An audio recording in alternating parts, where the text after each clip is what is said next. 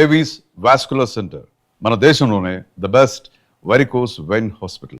ఒక married life గురించి మీకు మంచి అవగాహన ఉంది, అర్థమవుతుంది మీ మాటల్లో. బట్ ఎందుకు అటువైపుగా అంటే రీజన్, అంటే పర్టికులర్ రీజన్ అండి, నచ్చిన అమ్మాయి దొరకట్లేదా, right place at the right time అంటారు కదండి. టైం రాలేదా? ఆ టైమింగ్ కుదరలే లైఫ్లో ఎప్పుడు.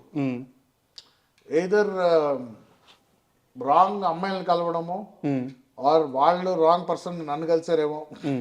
ఇంట్లో తప్పు గిప్పు లేదు కానీ కంపాటబిలిటీ కుదరకపోవడం వల్ల. అండ్ ఎలా చెప్తాను, ఫస్ట్ 20 to 30 పాపం ఒక అమ్మాయి కోసం వెయిట్ చేశాను. ఆ అమ్మాయి తిరిగి కూడా రాలా, పెళ్లి చేసుకుని వెళ్ళిపోయింది. సో ఆ మోస్ట్ ప్రైమ్ ఇయర్స్ నేను ఇంకే అమ్మాయిని చూడలేదు. ఆ 30 years తర్వాత ఏంటన్నా ఇంత వీపీగండి అయిపోయానా అని అనుకున్నాను నేను. So after that mind set change అయింది. సో నా first relationship was after my 30s. So అప్పుడు నేను 17లో ఉన్నట్టు ఉన్నింది నాకు. Everything was new, can't understand, navigation కుదరలా.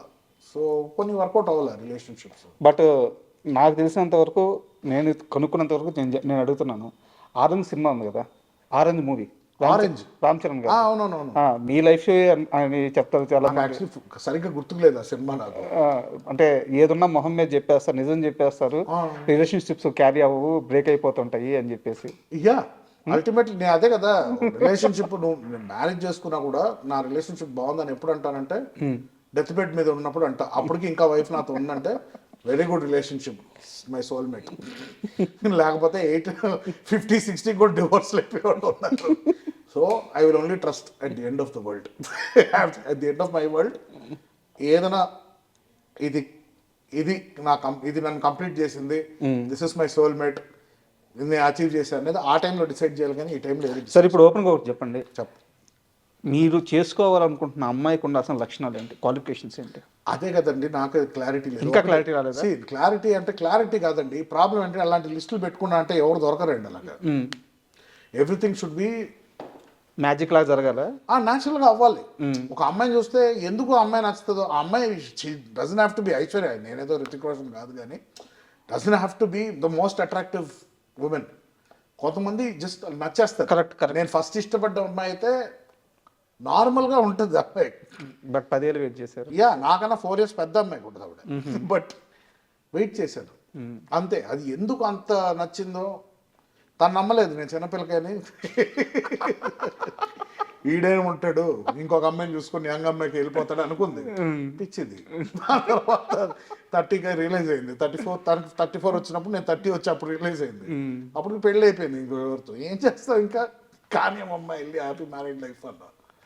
సో అంటే ఇప్పుడు మనం రిలేషన్ గురించే మాట్లాడుతున్నాం కాబట్టి అది సీరియస్ క్వశ్చన్ కాదు, కానీ అడగాలనుకుంటున్నా. మీకు ఇష్టమైతే సమాధానం చెప్పండి, చెప్పండి, స్కిప్ చేసేసేయండి. ఇప్పుడు నాన్నగారి పర్సనల్ లైఫ్ గురించి నేనేం మాట్లాడినా అది వ్యక్తిగత చాయిస్. బట్ ఇప్పుడున్న ఆ రిలేషన్లో పవిత్ర గారి అసోసియేషన్ ఎలా ఉంటుంది, అంటే మీ ఫ్యామిలీ మెంబర్ అయ్యారు, సో మీ నాన్నగారితో ఎలా ఉంటున్నారు, మీతో ఎలా ఉంటున్నారు, ఫ్యామిలీ మెంబర్కి ఎలా కలిసిపోయారు, ఇప్పుడు అంతా కంఫర్టబుల్గా ఉన్నారా? Yeah, she is fantastic human being. నాకు అంటే వస్తుంటారు, రెగ్యులర్గా కలుస్తుంటాం. షీఈస్ ఆల్వేస్ వెరీ, ఎప్పుడు అందరిని పలకరిస్తారు, అందరితో కూర్చుంటారు, ఎలాంటి ఇది లేదు. She's a very happy go lucky woman. Okay, I feel డాడ్కి కరెక్ట్ మ్యాచ్ అని నా ఫీలింగ్. ఐ ఫెల్ట్ బికాస్ ఆయన కూడా కామ్గా ఉంటారు ఆవిడ ఉన్నప్పుడు. So I think after 50+ years is calm. So I think it's a good sign. అదే love, this never no time, no really time deadline or anything, never too late correct to find the right person. అదే చెప్పాను కదండి, నేను 60 years తర్వాత decide చేస్తాను. అప్పుడు 70 ఉంటే 70 వరకు అప్పుడు డిసైడ్ చేస్తాను. అప్పటి వరకు నాకు ఎవరు రైట్ అని నేను డిసైడ్ చేయను. So yeah. అండ్ పవిత్ర గారు లాస్ట్ అంటే కృష్ణ గారిని కూడా కలిశారు, కృష్ణ గారి ఆమోదం కూడా ఉందని చెప్పి నరేష్ గారు చాలాసార్లు చెప్పారు అనమాట. సో వాళ్ళిద్దరి ఆ మూమెంట్ ఎలా జరిగింది? నేను లేనండి. బట్ వన్ థింగ్ ఏంటంటే, నిర్మల గారు కానీ కృష్ణ గారు కానీ డాడీ ఏమి డెసిషన్ తీసుకున్నా చాలా వరకు సపోర్ట్ చేసేవారు. బికాస్ వాళ్ళు చాలా కష్టాలు చూసి వచ్చిన వాళ్ళు. సో ఒకటి అర్థం చేసుకోవాలంటే, మనిషి లైఫ్లో అన్ని పర్ఫెక్ట్గా జరగదు. ఒకటి దానికి కట్టుబడిపోయి మనం యాంకర్ అయిపోయి అక్కడే ఉంటామా, ఆర్ ఆప్షన్ ఉంది ఏమైనా చేసుకుంటావా, you want make something good of life. Today is happy, correct. ఎవరు కంప్లైంట్ చేయడానికి ఉంది ఇప్పుడు? But that's the whole point అండి. అందరిని సాటిస్ఫై చేయలేము. Correct correct. బట్ అందరూ చెప్పేది ఒకటే, నీ సంతోషాన్ని ఎత్తుక్కో అంటారు. నీ సంతోషం ఎత్తుకోవడానికి 2-3 డిసప్పాయింట్ అవ్వాల్సి వస్తుంది తర్వాత. అందరి లైఫ్లో ఉంటుంది. ఎవరు 100% అందరినీ సంతోష పెట్టలేరు కదా. కరెక్ట్.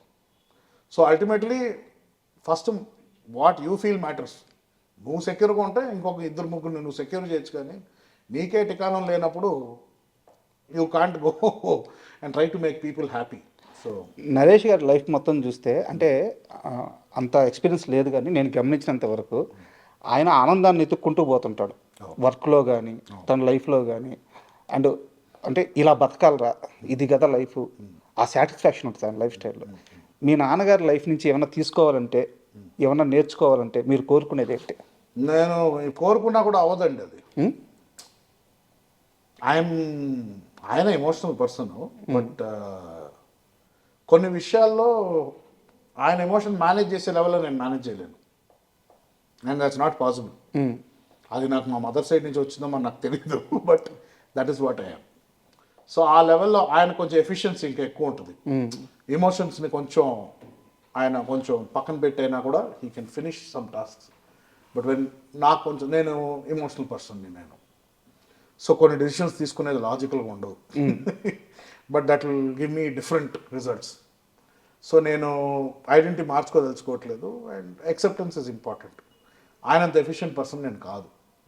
దో ఫిజికల్గా నేను ఇంకా ఎక్కువ చేయగలుగుతానేమో ఇప్పుడు, but work wise or experience wise is a taskmaster. నేను నాకు ఒక టాస్క్ ఇస్తా, ఒక టాస్క్ నీట్ కంప్లీట్ చేసుకుని ఫినిష్ చేసాను. మల్టీ టాస్కర్ కాదు నేను. సో అలాంటి ఒక డైనమిక్ డిఫరెన్సెస్ ఉన్నాయి. సో నేను అది అనుకోవడం కానీ అది పాసిబుల్ కాదు. Both are little different. మా operation, the way we operate are different. యాక్చువల్గా ఇందాక మా పిఆర్ఓ ఇక్కడ వచ్చారు కదా, ఆయనతో మాట్లాడుతూ ఉంటే ఈ బయట నేను ఒక few months back hero Suman గారిని ఇంటర్వ్యూ చేశాను. ఆయన ఇదే స్టూడియోలో షూటింగ్లో ఉంటే, షూటింగ్ అయిపోయినాక నాకు ఇంటర్వ్యూ ఇచ్చారు. నా ఫస్ట్ సక్సెస్ఫుల్ ఇంటర్వ్యూ అది. అంటే నా లైఫ్ టర్న్ అయింది ఈ నెల మీద కూర్చొని నా లైఫ్ టర్న్ అయిన ఇంటర్వ్యూ అనమాట. ఈ విషయం ఆయనకి చెప్తుంటే సార్ చెప్పారు, రే ఇది ఆమె చేతుల మీద నిర్మాణం అయింది, ఇక్కడ ఎంతమంది బతుకుతున్నారో తెలుసా, ఆ నేలలో ఉండే మంచితనం అది. 40 కుటుంబాలు ఈరోజు మీరు ఊరి నుంచి తీసుకొచ్చి మీ దగ్గర పెట్టుకొని వాళ్ళకు ఒక పోషణ, ఒక లైఫ్ స్టైల్ ఇస్తున్నారు. నిజమేనా? 100%. ఇక్కడ ఉన్న స్టాఫే ఉంటారండి. ఇక్కడ 20-30 పీపుల్ ఉంటారు. అండ్ ఆవిడ సపోర్ట్ చేసే ఫ్యామిలీస్కి ఇప్పుడు చెక్స్ వెళ్తుంటాయి. సో ఆవిడ ఇచ్చిన మాట ఎప్పుడు తప్పలేదు. అండ్ ప్లస్ అదే కదా, సెల్ఫ్ ప్రమోషన్ ఉండదు ఆవిడది, ఎక్కువ ఉండదు. అదే నాకు అర్థం కాదు ఏంటంటే ఇలాంటి విషయాలు బయటికి ఎందుకు అర్థం చేసుకోవాలంటాను నేను. మనం ఇది మన మంచి అంటే మనకి లోపల హ్యాపీనెస్ ఇస్తుందంటే అది చాలు. ఇప్పుడు ఎంతమందికి హెల్ప్ చేసాం అనేది ఎందుకు చెప్పుకోవాలి బయటకు? నువ్వు హెల్ప్ ఎందుకు చేయాలనుకుంటున్నావు? ఒక పలానా పర్సన్కి హెల్ప్ చేస్తే నీకు హ్యాపీగా ఉంటుందేమో. నా ప్రాబ్లం ఏంటి, నాకు గిల్ట్ ఉండేది. మన లైఫ్ బాగుంది కదా మనకి. ఇప్పుడు నాకు కంపేర్ చేస్తే చాలామందికి సేమ్ ఈ లగ్జరీ ఉండదు కదా. సో ఎవరైనా కొంచెం హెల్ప్లో ఏమైనా డబ్బులు అడిగితే పర్వాలేదు పోని మనం ఇచ్చేస్తే బెటర్ అని. ఇలా ప్రాబ్లం అయిపోయిందంటే దాని తర్వాత ఇచ్చుకుంటూ పోయి నా సొంత కారు అమ్మాల్సి వచ్చింది ఒక టైంకి. అవునా? సో ఆ రోజు బుద్ధి వచ్చి మానుకున్నా, ఓకే ఒక లెవెల్కి ఇవ్వచ్చు, నేను అంబానీని కాదు, ఇది కాదు, 1000 పీపుల్కి హెల్ప్ చేయడానికి. So I have my limitations. So help ఉన్నప్పుడు చేయి, లేకపోతే దేవుడు కూడా శ్రమించడని ఎవరు చెప్పారు. నీ దగ్గర 10 రూపాయలు ఉంటే 2 రూపాయలు 3 రూపాయలు హెల్ప్ చేయి, మీతో నువ్వు పెట్టుకో. ఓకే, నీ దగ్గర 1000 రూపాయలు ఉన్నప్పుడు అప్పుడు 100 రూపాయలు ఇవ్వు, ప్రాబ్లం లేదు. కానీ నీ దగ్గర 10 ఉండి నువ్వు 100 ఇవ్వాలని ట్రై చేస్తున్నావు, నీ దేవుడు కూడా హెల్ప్ చేయండి నీకు అని పంతులు ఎవరో చెప్పారు. చూడండి, అది నీ ప్రాబ్లం ఉందన్నారు. సో ఆ గిల్ట్ వల్ల నేను చాలా మిస్టేక్స్ చేశానండి. ఒక గిల్ట్ అంటే నేను ఒక పాయింట్ తర్వాత ఎయిటింగ్ అయి మానేశాక నా అమ్మకి అర్థమైంది, వీడికి సంపాదన లేదు, యాక్టింగ్ అడిగాను, సో ఎంతో డబ్బులు పాకెట్ మనీ ఇవ్వాలి కదా, అది ఈరోజు వస్తుంది.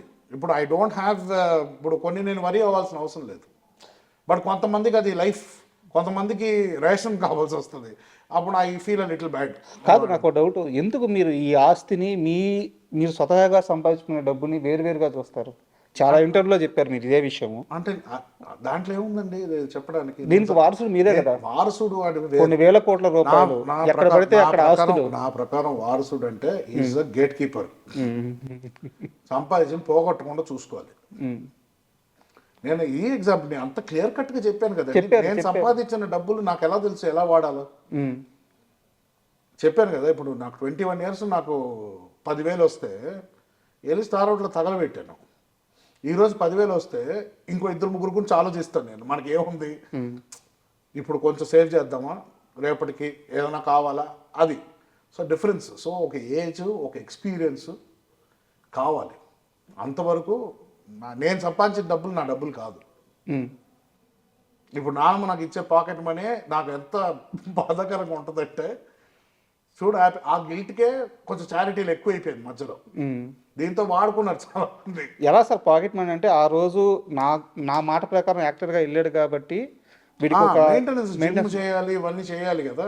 బట్ ఏ నెలకి ఆ నెలకి ఇవ్వడం కాకుండా దానికి ఒక ప్రాసెస్ నెలకి ఇంత అమౌంట్ వచ్చేటట్టు సెట్ చేశారు. అంతే. చాలా దూరం వెళ్ళి ఆలోచించారు. అంటే ఐ థింక్ దానివల్ల నేను కొంచెం మెంటలీ కూడా లేజీ అయ్యాను నా ఫీలింగ్.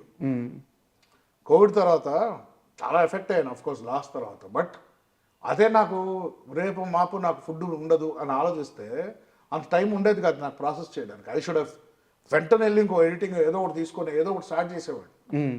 బట్ నాకు ఆ లగ్జరీ వచ్చింది. ఆ లగ్జరీ గిల్ట్గా మారింది మళ్ళీ. పనికిరావు నువ్వు, హ్యాపీ ఎన్ని రోజులు ఇంకా అదే పాకెట్ మనీ. మీకు అభ్యంతరం లేకపోతే ఆ అమౌంట్ చెప్తారా, నెలకి ఎంత వస్తుందో? ఏది తండి 3 to 4 or something becomes 3-4 lakhs. Yeah, crores కాదు, lakhs. బట్ దాంట్లో నాది EMIs. I don't want to say everything. నాకు మళ్ళీ ఇదే డౌట్, మీకు ఈఎంఐ లేదు, మీరు ఇంత పెద్ద సామ్రాజ్యానికి వారసులు. That is the principle. Every time you take anything, ఏదైనా తీసుకున్నా లోన్స్ తీసుకో, banks are there, will give you. Tax కరెక్ట్గా, సిబిల్ బాగుంటుంది, రేపు ఒక ప్రాసెస్ అంటూ బాగుంటుంది. ఫైనాన్షియల్ ప్రాసెస్ అనేది ఉండాలి. So don't step outside the system. మీ కొంచెం గ్రౌండెడ్ ఉంటే రేపు మనకి వెన్ మనకి రేపు మాపో we need help from the banks. ఏదైనా చేయాలనుకుంటుంటే, if I want start a venture, develop relationship with the banks. ఉన్న డబ్బులను అలా తగలబెట్టేసుకుంటే ఎలాగా? Rotation is important. That is any smart parent would do that. Savings, rotation, EMIs, CIBIL is very important in life. So అది 100% ఒక procedure అండి. ఇప్పటికీ finance అంటే నాకు కొంచెం ఐఎమ్ మోర్ క్రియేటివ్ పర్సన్, నేను అట్ సైడ్ ఉంటాను. కానీ ఫైనాన్షియల్ వచ్చేసరికి నాకు చాలామంది అడ్వైజెస్ కావాలి. అంటే తెలిసి ఫ్రెండ్స్ కానీ I take everyone's advice ఏం చేయాలి, ఎందుకంటే నాకు అంత ఐడియా లేదు. బట్ ఇంత ఆస్తిలో సగం % వీళ్ళమ్మ మీ పేరు మీదే ఉందంట కదా? ఉండనేమండి, ఉంటే రేపు అది ఆ టైం వచ్చి నేను మేనేజ్ చేయాల్సి వస్తే నేను మేనేజర్ దానికి. I'm not the owner. I'm always the servant of Vijay Krishna movies అని నేను ఫీల్ అవుతాను. 2,000 కోట్ల వీలునామా ఉంది మీ పేరు? నాకు తెలియదు అండి, నిజంగా తెలియదు. తెలుసుకోలేదా? నాన్న అడగలేదు? ఎందుకు తెలుసుకోవాలి? నాన్న అడగలేదా? ఎందుకు? నేను అది వాడినప్పుడు నాకు ఎందుకు? వాళ్ళు సంపాదించిన వాళ్ళని అది జాగ్రత్త చేయడం మన పని, అంతే.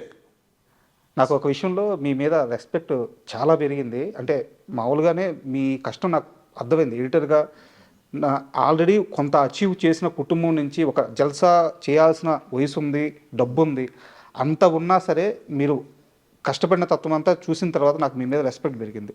దానికంటే కూడా మీరు వేరే ఇంటర్వ్యూలో ఒక మాట అన్నారు, నాన్నగారికి పుట్టిన వేరే బిడ్డలు కూడా నా తమ్ముళ్ళే, మేము బ్రదర్సే, వాళ్ళ కేరింగ్ కూడా తీసుకోవాల్సిన సమయం వస్తే నాదే, మేము ముగ్గురం చాలా బాగుంటాము అని చెప్పేసి ఒక మాట. మీ పేరు నాకు 100% రెస్పెక్ట్ పెరిగింది. సో నేను చూసుకున్నప్పుడు మీరు రెస్పెక్ట్ చేయండి. ఆ సిచ్యువేషన్ వచ్చి నేను చూసుకున్నానంటే వాళ్ళని సరిగ్గా అప్పుడు చెప్పండి. అప్పటి వరకు నేను మాటే చెప్పాను, మాట ఇచ్చా, కానీ నేను ఇప్పటి వరకు అది ప్రూవ్ చేయలేదు. ఆ సిచ్యువేషన్ వచ్చినప్పుడు when I succeed in that, then you tell me I respect you. But మీరు ముగ్గురు బ్రదర్స్ కదా, కలుస్తుంటారా మీరు ముగ్గురు? Talk on the phone. Mostly second బ్రదర్తో ఎక్కువ కాంటాక్ట్లో ఉంటాను. ఓకే. చెన్నైలో ఉంటాడు. వాళ్ళ రిలేషన్ నాన్నగారితో ఎట్లా ఉంటుంది? బాగానే ఉంటుందండి. ఇది టాక్ రెగ్యులర్లీ. ఆయన నాకన్నా ఎక్కువ డాడ్తోనే మాట్లాడతాడు. వీకెండ్ ఒక రోజు ఫోన్ చేస్తాడు నాకు, సండే ఒక రోజు నాతో మాట్లాడాలి. సో ఒకవేళ మిస్ అవుతే వీక్ డేలో ఒక రోజు కాంపన్సేట్ చేస్తాం. సో అలా మెయింటైన్ రిలేషన్. ఈ loves me a lot, I love them. నాకు అంటే వాడితో చిన్నప్పటి నుంచి పెరిగాను కదా నేను. ఐ వాజ్ 10th స్టాండర్డ్ నేను 7th 8th ఉన్నప్పుడు పుట్టాడు. సో ఆల్మోస్ట్ కలిసే పెరిగాం. ఇంకా అది వాళ్ళ కొడుకు స్టెప్ బ్రదర్ ఇవంతా అది రాదు కదా. కలిసి పెరిగినప్పుడు ఆ బంధమే. ఏజ్ని ఎలా చూస్తాను అంతే కదా. ఇట్ ఈస్ అల్టిమేట్లీ చాలా మంది ఇప్పుడు మన పెట్స్ని తెచ్చుకుంటాం ఇంటికి, వాళ్ళకి మనకు బ్లడ్ రిలేషన్షిప్ లేదు, మన బ్రీడ్ కూడా కాదు. అంతే కేరింగ్ నేచరు. ఆబ్వియస్లీ నేను తేజాని నేను ఒక ఇన్ వే ఒక సన్ లాగే చూస్తా నా బ్రదర్స్ని. నాకని చాలా చిన్నోళ్ళు బిగ్ బ్రదర్ అయినా కూడా అలాంటి ఒక దీంట్లో చూస్తాం. సో ఎప్పుడు ఆ కాంపిటీషన్ ఇవన్నీ కాదు. సో అదే when they look up to me I will give everything. But ఇక్కడ ఒక సన్నటి లైన్ ఉంది. నాన్నగారి పనుల్లోకి మీరు ఇన్వాల్వ్ కాకపోవడము, ఆ లైను పట్టుకొని ఇద్దరు పరిధిలో అంటే తండ్రి కొడుకులే, బట్ ఇంత పెద్ద వ్యవహారాన్ని నడిపేటప్పుడు ఏంటంటే ఒకరికి ఇచ్చేయాలి, ఒకరిని ముందు పెట్టాలి, ఒకరి వెనకాల ఉండాలి. సో అది ఎలా మ్యాచ్ చేసుకున్నారు, ఎలా కుదిరింది? అది న్యాచురల్గా కుదిరింది. He is a very efficient man. అన్నీ చూసుకున్నాం, పొద్దున్న లేచిన దగ్గర నుంచి ఈవినింగ్ వరకు. ఆయన ఎంతసేపు పడుకుంటారో ఆయనకే తెలియదు, కానీ కంప్లీట్ చేయాలంటే టాస్క్ కంప్లీట్ చేస్తారు. ఆయన ఎప్పటి నుంచి ఎప్పుడైతే టేక్ ఓవర్ చేశారో అక్కడి నుంచి నాన్ స్టాప్గా is been sitting on developing Vijayakrishna green studios and everything. So ఒకళ్ళు తీసుకున్నప్పుడు ఇనిషియేటివ్ మనం జస్ట్ వెనకాల సపోర్ట్. ఆయన పని చేయమంటే నేను చేస్తా అంతే. సో దాంట్లో ఎప్పుడు రెండు తలకాయలు ఉండకూడదు బిజినెస్లో. ఒకళ్ళు లీడ్ చేస్తున్నారంటే కరెక్ట్, ఒకడే, ఇంకొకళ్ళు వచ్చారంటే ఉన్నది కూడా చెడగొట్టుకుంటాం. అంటే ఇక్కడ నాకు అర్థం కాదు ఏంటంటే చాలా చిన్న చిన్న లిమిట్ ఆస్తుల దగ్గర సినిమా సెలబ్రిటీకి సంబంధించిన వారసులు పిల్లలు మీడియా ముందుకు వచ్చి గొడవలు పడతా తల్లిదండ్రుల మీద అన్నదమ్ముల మీద రకరకాల ఇష్యూలు అవుతూ ఉంటాయి అన్నమాట. సో ఇన్ని వేల కోట్ల రూపాయల ఆస్తులు ఉన్నా కానీ ఏ రోజు విజయ నిర్మల గారి కుటుంబం నుంచి ఒక్క మనిషి మీడియాకి ఎక్కువ రోడ్డుకి ఎక్కువ ఆస్తి విషయంలో ఒక్క మాట ఒక్క సందర్భంలో మాట్లాడిన సందర్భమే లేదు. సో అది పెంపకం నుంచి వచ్చింది అనుకోవచ్చు. అంతేనండి, అంతే అనుకోవాలి, ఇంకేమనుకుంటాను.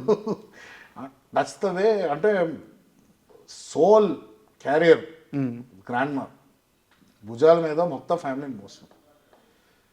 సో ఇప్పుడు ఏంటంటే ఆ ఒక పేరుని నిలబెట్టడం మన బాధ్యత, కానీ దాన్ని ఇప్పుడు తీసి మనం 100 రెట్లు చేసేది ఏం లేదు.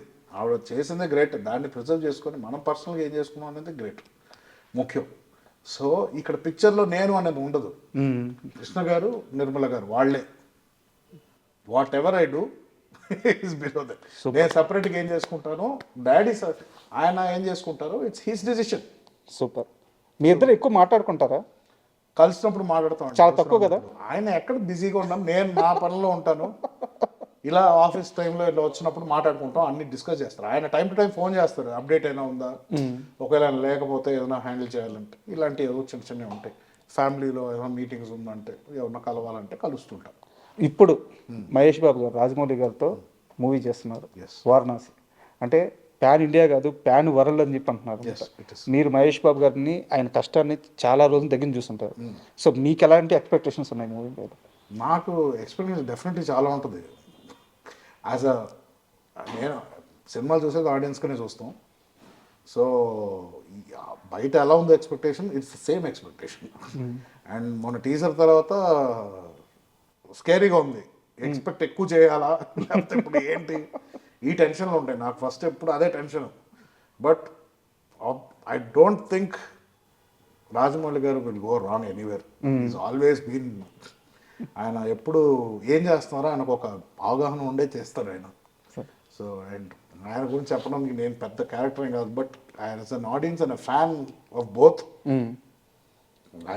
I think it will be the biggest film in India, at least global లెవెల్లో it will definitely be reckoned with, but India's biggest film 100%. So it's like a festival, can't wait. ఇంకో 1 year అన్నారు, 1 yearలో వస్తే గ్రేట్. అండ్ ఫైనల్గా మీ plans ఏంటి, next plans ఏంటి? ఉన్నాయండి, నేను plans చెప్పుకొని అవ్వట్లేదు. సో తర్వాత మనకు ఓన్లీ మాటలే వచ్చు అనుకుంటారేమో. పైప్ లైన్లో ఉన్నాయి ప్రాజెక్ట్స్, బట్ యాక్టింగ్ త్వరలో ఏం లేదు. But I might be directing. So super. So ఏది కాస్ట్ ఇవంతా మాకు దుడ్డు వచ్చాక, అప్పుడు కాన్ఫిడెంట్గా ఇన్వెస్టర్స్ వచ్చాక నేను ఇన్వెస్ట్ చేస్తాను. అప్పుడు thank you very much. Thank you అండి.